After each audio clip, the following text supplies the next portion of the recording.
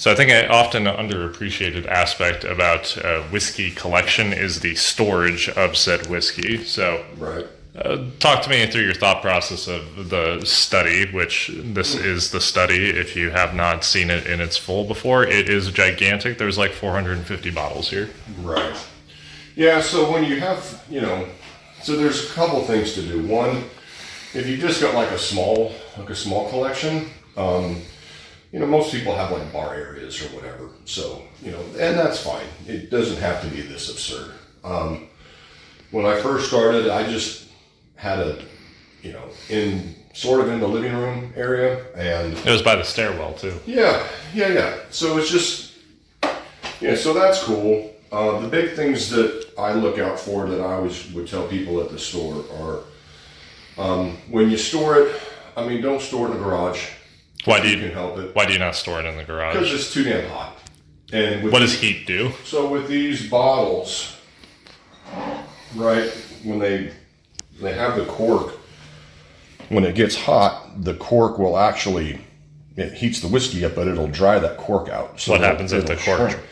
If the cork shrinks or if the top's not secure, then air gets into the whiskey. What are two things that kill whiskey? Air and sunlight. Air, sunlight. Sunlight produces heat.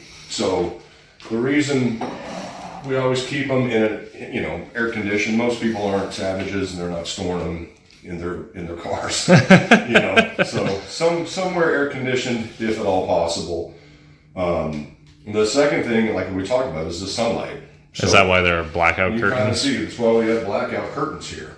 Now, if it was just that way, actually is due west. Mm-hmm. So if I had these open, like in the morning, this room looks dope. That's right. Because all the light coming in and it looks cool.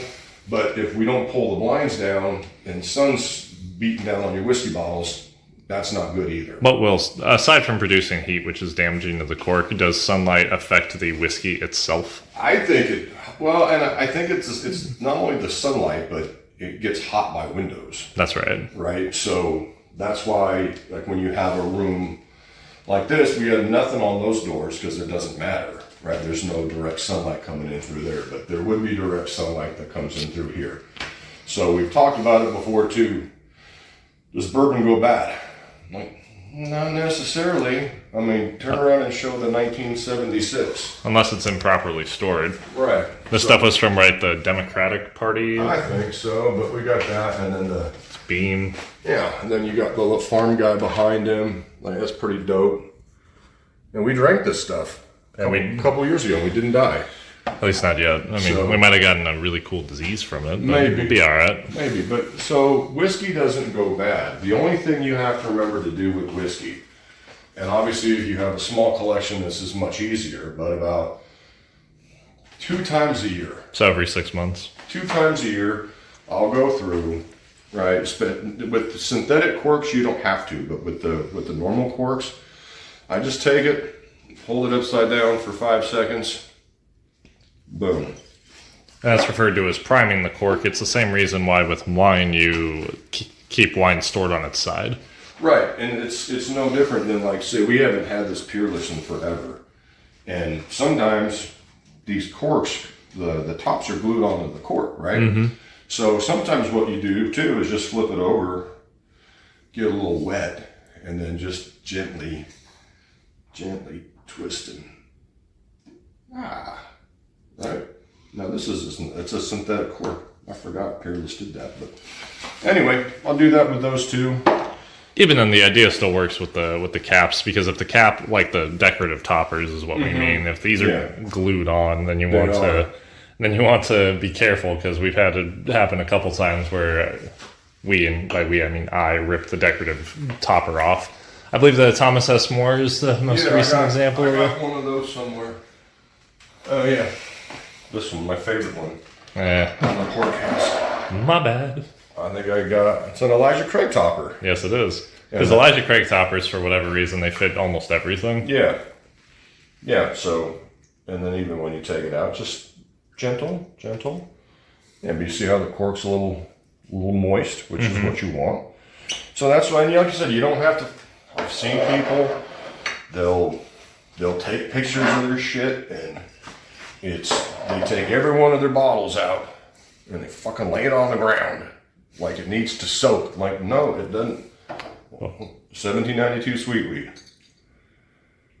That's 3 seconds. That's about all. That's about all you need. And the reason for that is because of the alcohol volume, which is why you can't store whiskey on its side, right? Yeah, because it'll eat through the freaking cork, right? Mm-hmm. That's why you don't lay bourbon on its side, or whiskey in general. So, or even liquor in general. Yeah, there's too much alcohol. Wine gets away with it because what's a high wine? 16%. Yeah, about 16 at the high.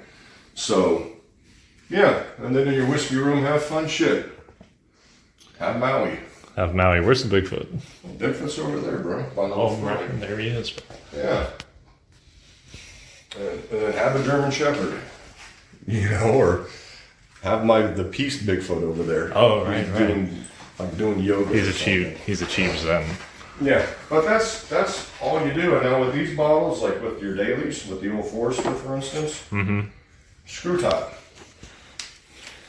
You don't do anything to it. The only thing you have to worry about is stripping the screw top. Yeah, just keep it out of the sun. So, yeah, that's kind of... It's pretty. It's quite easy. Pretty straightforward. You keep the house at what, 72? That's a pretty good. That's a pretty good temperature for. And in the winter, it never gets too cold down here, but still, even if the house is like a freezing 59 degrees, like your whiskey's fine. It's quite sturdy. Yeah, I mean, if it's snowing outside, don't store it outside for the same reason, because then the corks will, shrink and freeze, and so air will get into it. Generally speaking, don't put it next to windows. Mm-hmm. Don't let your house get too hot. Like if you're one of those savages who sets the air at 82. Even if you keep it at 82, that's fine. It's just it's the direct sunlight, or it's like in the case of a garage where it's. That's right. It could be 110 in your garage. That's not good for bourbon over long periods of time. And you might be thinking, well, hey, CO, they ship this shit in trucks that aren't air conditioned. Like, you're right, but it's not very long. Mm-hmm. Right? Which is why we didn't use any sort of refrigeration when we moved this from Dallas to Austin, because it was a couple hours. Yeah, and it was covered, right? We had it in totes, and it's fine. Plus it was February? Yeah, so it was a decent temperature. But I mean, generally speaking, whiskey is pretty unfussy. Mm-hmm. It's pretty simple, man.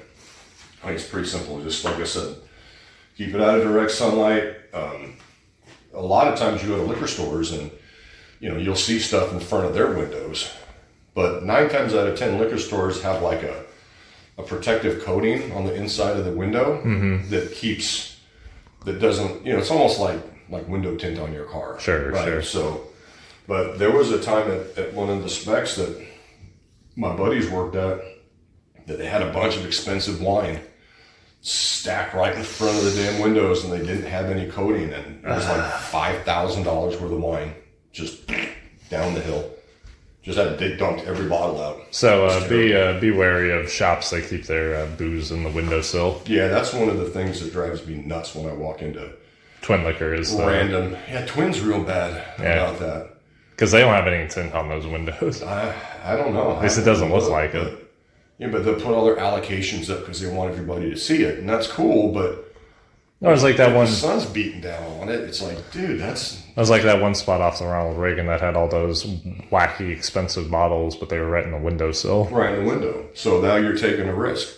It's like, What if I crack open this bottle that I just spent $350 on, but it's shot? Terrible. Yeah, it's sour. It tastes off. You don't get a refund. So just pay attention to stuff like that.